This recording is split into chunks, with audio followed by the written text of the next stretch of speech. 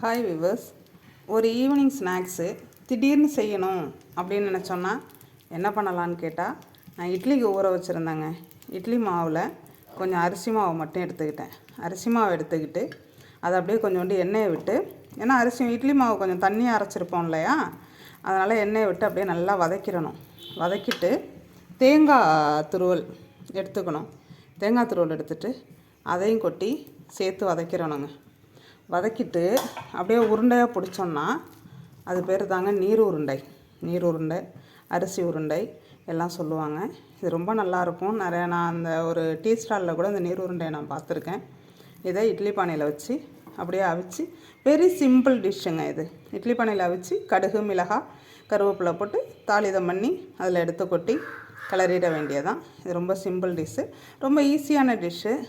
Evening snacks டீயோட இதை கொடுத்தோன்னா குழந்தைங்க நல்லா விரும்பி சாப்பிடுவாங்க. இங்கே பாருங்கள், இப்படி தாங்க உருட்டி வேக வைக்கணும். இப்படி உருட்டி வேக வச்சு இட்லி பானையில் நல்லா க்ளோஸ் பண்ணி வச்சிட்டோன்னா நல்லா ரெடி ஆயிரும்.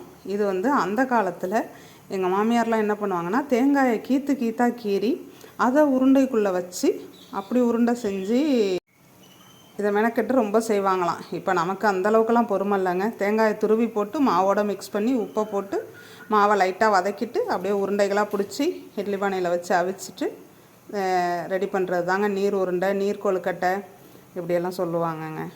ரொம்ப ஈஸி. இதெல்லாம் அந்த காலத்து,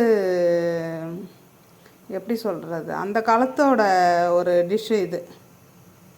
இங்கே பாருங்கள், கடுகு, மிளகாய், பெருங்காயப்பொடி, கருவேப்பிலை எல்லாம் போட்டு தாளித்து நீர் உருண்டை ரெடி ஆயிடுச்சு.